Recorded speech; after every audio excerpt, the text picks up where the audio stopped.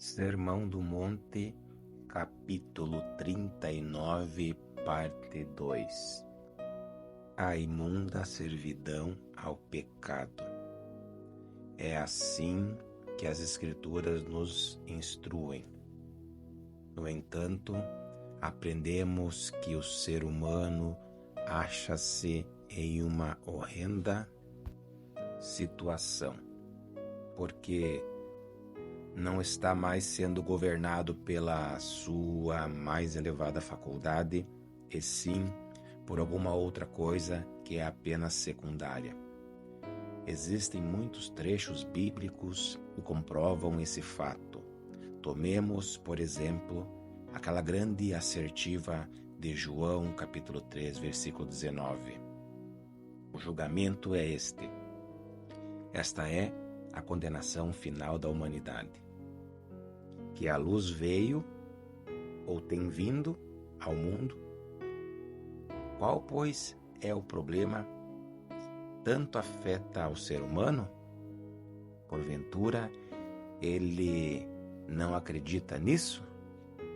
Ele não aceita esse fato?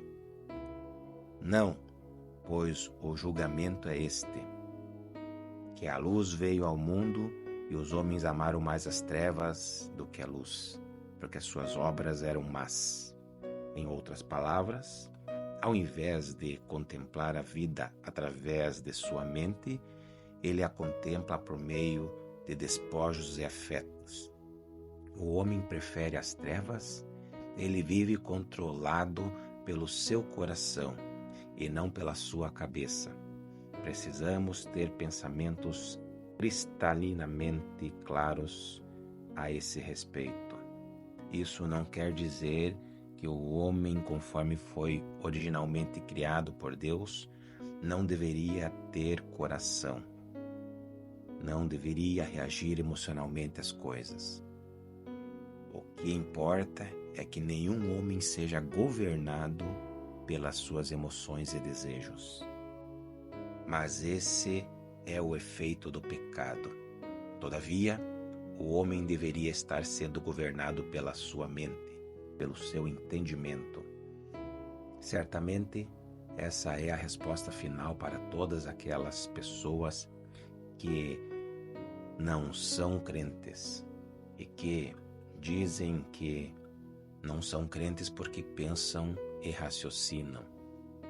Mas a simples verdade a respeito delas é que elas são dirigidas não pela sua mente, e sim pelo seu coração e pelos seus preconceitos. Suas elaboradas tentativas para se justificarem intelectualmente não passam de tentativas para camuflar a impiedade que se aninha em seus corações. Elas estão procurando justificar o tipo de vida que estão vivendo mediante uma posição intelectual.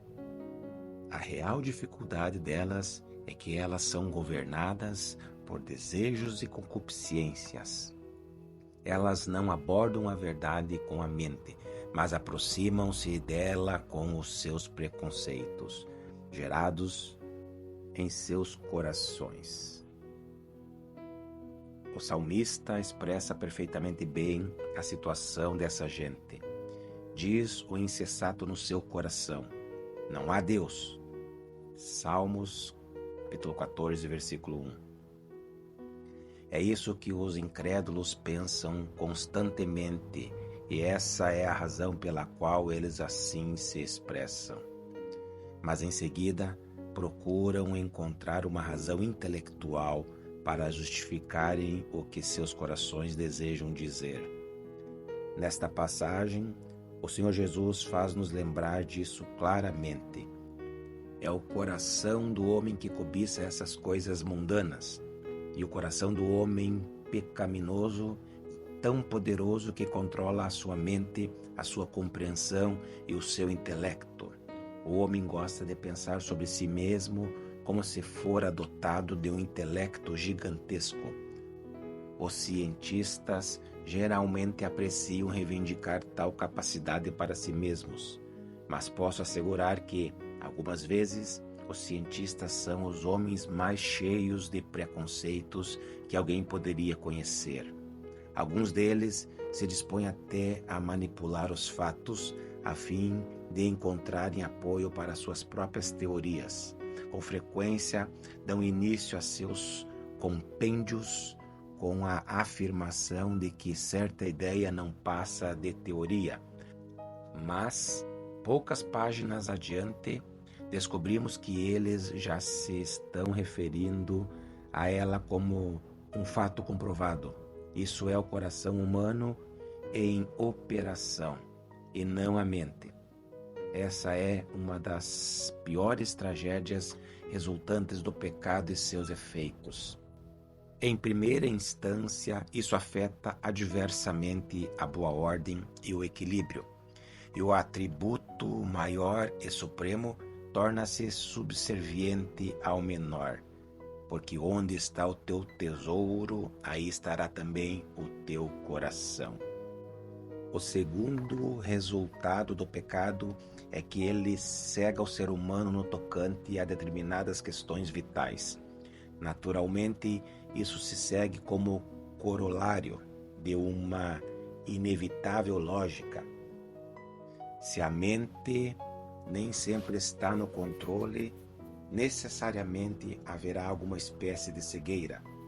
A maneira do apóstolo Paulo exprimir o ponto é como segue: mas se o nosso evangelho ainda está encoberto, é para os que se perdem que está encoberto, os quais o Deus deste século cegou os entendimentos dos incrédulos. 2 Coríntios, capítulo 4, versículos 3 e 4. É justamente o que o pecado faz, e falo por intermédio do coração do homem. Podemos ver como nosso Senhor ilustrou esse princípio neste breve parágrafo que estamos considerando. O pecado cega a mente dos homens para coisas que são perfeitamente óbvias. É assim, embora elas sejam tão óbvias, o homem, imerso em seu pecado, não é capaz de percebê-las. Tomemos, portanto, essa questão dos tesouros terrenos. O fato indiscutível é que nenhum desses tesouros perdura. Não há qualquer necessidade de argumentarmos a esse respeito, por tratar-se de verdades inteiramente óbvias. No capítulo anterior, vimos alguns desses nossos tesouros. As pessoas se orgulham de sua aparência pessoal. É certo que a aparência irá deteriorar. Algum dia, as pessoas haverão de cair desesperadamente enfermas e morrerão, e a corrupção haverá de tomar conta de seus corpos. Isso fatalmente sucederá. E, no entanto, as pessoas se vangloriam de sua aparência física, podendo até mesmo sacrificar a sua crença em Deus por causa desse motivo. Outro tanto se aplica à questão do dinheiro. Não poderemos levá-lo conosco ao morrermos. Sempre corremos o perigo de perdê-lo aqui mesmo. Todas essas coisas acabam perecendo. Elas são passíveis de destruição. Se um homem se sentasse para verdadeiramente meditar sobre isso, teria de admitir que essa é a pura verdade.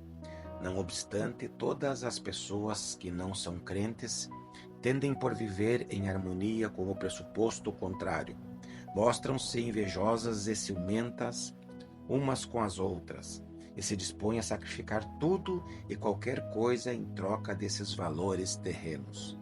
Por causa dessas coisas que estão destinadas a ter fim e que não poderão levar para sempre consigo. A situação real é óbvia. Mas, no entanto, os homens não parecem vê-las tão obviamente assim. Se um homem simplesmente se sentasse e perguntasse: bem, aqui estou eu hoje, vivendo neste mundo, porém, o que vai acontecer comigo?